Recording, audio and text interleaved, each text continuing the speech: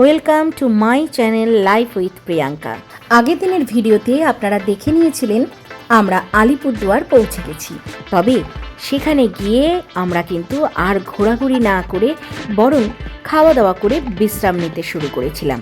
তবে ডুয়ার্সে এসছি শুধু বিশ্রাম নেব নাকি, তা তো নয়। তবে আজকের ভিডিও শুরু করার আগে আগের দিনের ভিডিওর কিছু মুহূর্ত আপনাদের সাথে আরেকবার শেয়ার করে নিচ্ছি।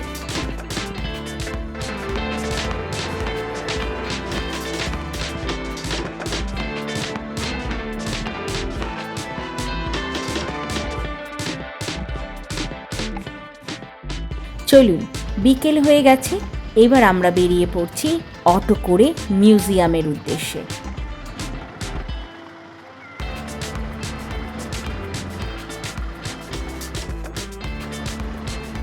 আমরা মিউজিয়াম পৌঁছে গেছি।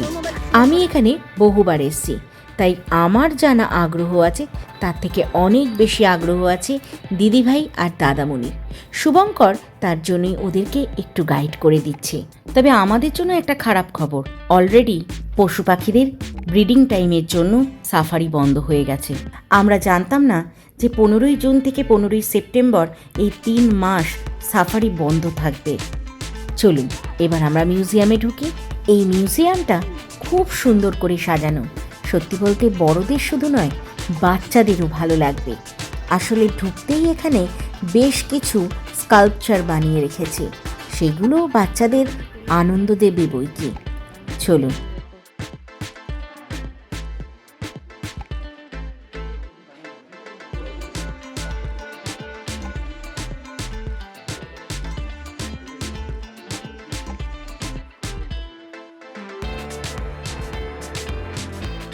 উপরে বেশ কিছু পশুর চামড়া ঝুলিয়ে রাখা হয়েছে। তার মধ্যে যেটুকু চিনতে পেরেছি, গন্ডার আছে, বাঘ আছে, চিতাবাঘ আছে, আর এরপরে দেখতে পাবেন কি জিনিস বলুন তো, সাপেরও চামড়া রাখা আছে। দেখবেন আগে এইগুলো দেখে নিন।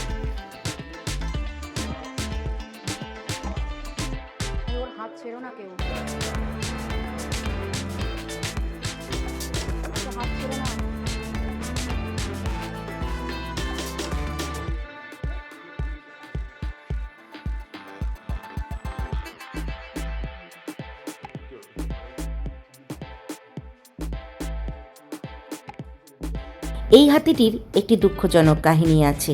এটি কিন্তু একটি ভ্রূণ। এর মা প্রেগনেন্ট থাকা অবস্থাতেই মারা যাওয়ায় একে পেট থেকে বের করে সংরক্ষণ করা হয়েছে।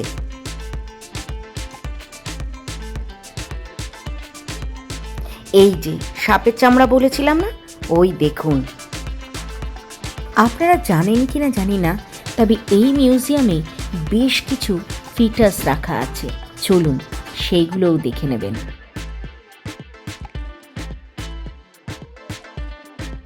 মাম্মা মিউজিয়ামে ঢোকার পরে এই ধরনের স্কাল্পচার দেখে অবাক হয়ে যাচ্ছে।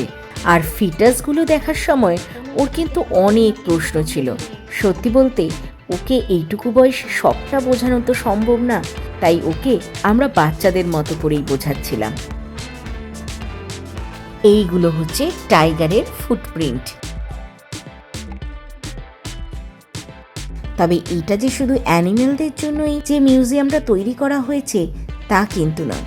এখানে নানা রকম উদ্ভিদের বীজ, নানা রকম উদ্ভিদের ছাল, উদ্ভিদের বিভিন্ন ধরনের রুটস কিন্তু এখানে প্রিজার্ভ করা হয়েছে।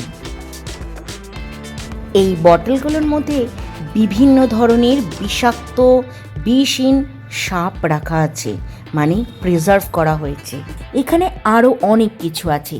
আপনাদের যদি ফুল ডিটেলস জানতে হয় তাহলে একবার এই মিউজিয়ামে এসে ঘুরে যাবেন। এখানে মনে হয় নর্থ বেঙ্গলের সমস্ত পাখিরই ডিম রাখা আছে, কি বলেন? এছাড়াও এখানে কিন্তু বিভিন্ন প্রজাতির হরিণের শিং রাখা আছে।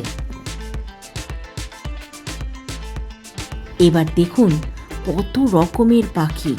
নর্থ বেঙ্গলের যত রকমের পাখি আছে তাদের প্রত্যেকটি পাখিরই কিন্তু নমুনা এখানে রাখা রয়েছে।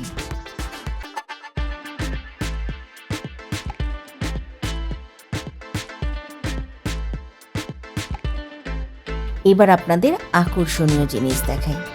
এই যে হাতির পা, মেয়ে হাতি, পুরুষ হাতি আর বাচ্চা হাতি, তিনজনেরই পায়ের একটা নমুনা রাখা হয়েছে। মোটামুটি আমাদের কিন্তু কমপ্লিট মিউজিয়াম ঘোরা। এবার চলুন আমরা বেরিয়ে পড়ি।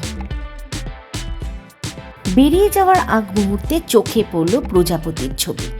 নর্থ বেঙ্গলে কিন্তু প্রচুর পরিমাণে প্রজাপতি দেখা যায়, সেই সমস্ত প্রজাপতির ছবি কিন্তু এখানে রাখা হয়েছে।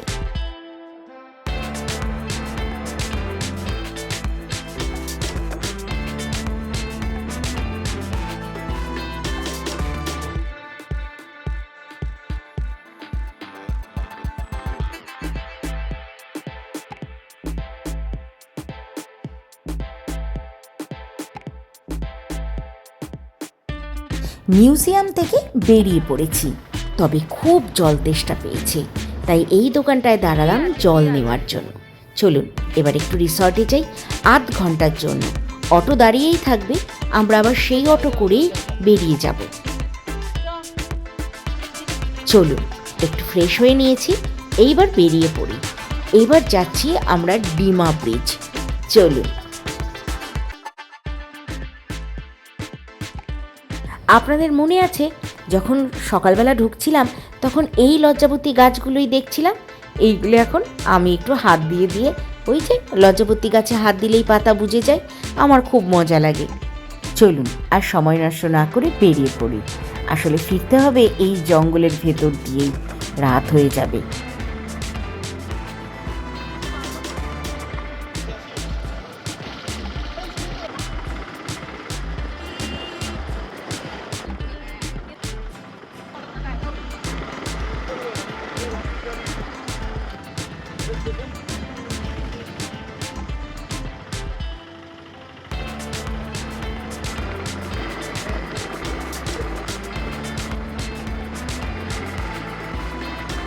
আমরা পৌঁছে গেছি ডিমা ব্রিজ। এখানে এবার একটু দাঁড়াবো, তারপরে সিঁড়ি দিয়ে নিচে নেমে যাব।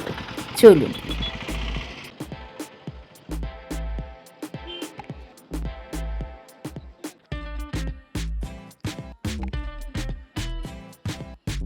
এই যে ডিমা ব্রিজের নিচে আপনারা নদী দেখতে পাচ্ছেন।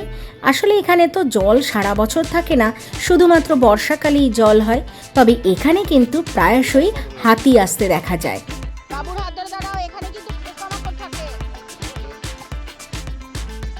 মামার কিন্তু একেবারে ভয় ডর নেই, ও কিন্তু একটু জলে পা ডুবিয়েছে, কিন্তু আমার বেশ ভয় লাগছিল। ওই দেখুন, ও আবার ওর মায়ের কাছে গেছে। দিদিভাই এখানে পাথর কুড়োচ্ছিল।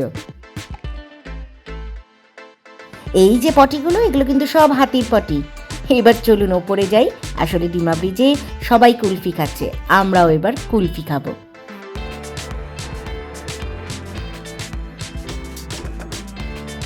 চলুন এবার আমরা রিসর্টের পথে রওনা দিই। তবে রিসর্টে যাওয়ার সময় প্ল্যান হয়ে গেল আমরা যাওয়ার সময় একটু মোমো খাবো।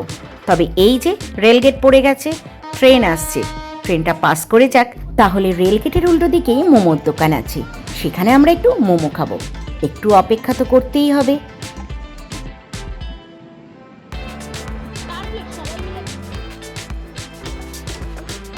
মোমো খেতে খেতেই বৃষ্টি নেমে গেছিল, তাই তড়িঘড়ি আমরা রিসর্টে ব্যাক করি।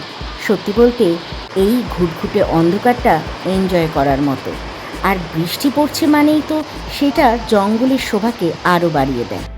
অনেকটা রাত হয়ে গেছে, তাই কেশবকে এক ফাঁকে খেতে দিয়ে দিলাম। সত্যি এই অ্যারেঞ্জমেন্টটা দেখলে মনটা খুব খারাপ হচ্ছে, কারণ আমরা এখানে বসে চা খেতে পারতাম, আড্ডা মারতে পারতাম, আর সেটাই হলো না। আমরা অনেকক্ষণ রুমে বসেছিলাম, কিন্তু হঠাৎ করে কারেন্ট চলে গেছে, আর জঙ্গলে একবার কারেন্ট গেলে সহজে তো আসবে না। তা আমরা নিচে নেমে এসেছি, আর টর্চ দিয়ে দেখতে চাইছিলাম দূরে কোথাও হাতি টাতি দেখা যায় কিনা। তবে দুর্ভাগ্যবশত আমরা দেখতে পাইনি। সত্যি বলতে এটা হয়তো ভাগ্যও ভালো যে আমাদের দেখতে হয়নি। মাঝখানে একবার কারেন্ট এসেছিল, আবার চলে গেছে। আমাদের ডিনার কিন্তু একদম রেডি। চলুন ইনভার্টারের আলো থাকতে থাকতে আমরা খেয়ে নিই। তবে এখন আমরা 4 জন খেতে বসেছি, দাদামণির খাবারটা ওপরে পাঠিয়ে দেওয়া হয়েছে, আর দিদিভাই এক ফাঁকে এসে খেয়ে গেছে, কারণ মাম্মা এর ফাঁকে একবার ধুপুস হয়েছে, ও খুব কান্নাকাটি করছিল। তবে রাতে হয়তো আজকে আর ভিডিও হবে না, আবার আপনাদের সাথে কাল সকালে দেখা হবে।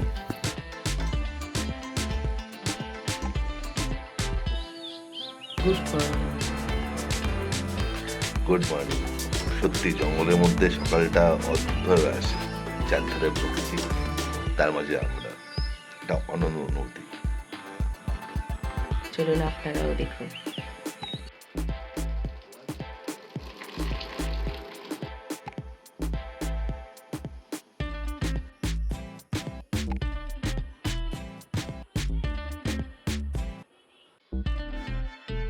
ঘন অরণ্যের নিস্তব্ধতা যেন প্রকৃতির গভীর ধ্যান, আর পাখির কলরব সেই নীরবতার মধুর সুর।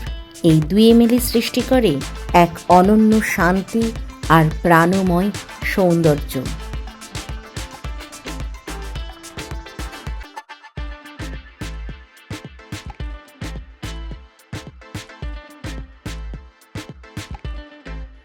সকালের চা এসে গেছে, চলুন চা খেয়ে নিই। স্নান টান হয়ে গেছে, এবার ব্রেকফাস্ট করতে যাব। চা খাওয়া হয়ে গেছিল, আপনাদেরকে তো দেখালেমি। ব্রেকফাস্টে শুনলাম লুচি আছে, চলুন আপনাদেরকে ওখানে নিয়ে যাই। তবে আমাদের খাওয়ারের জায়গাটা নিচে, আমরা দোতলায় আর খাওয়ারের জায়গাটা নিচে। চলুন এবার নিচে নামি, ব্রেকফাস্ট দিয়ে দিয়েছে, সবাই এসে গেছে। এই যে আমাদের মাম্মা বুড়ি, উনিও এসে গেছেন, দুষ্টুমিতে সারাক্ষণ আছেন উনি। এই দেখুন নর্থ বেঙ্গলের প্রজাপতি।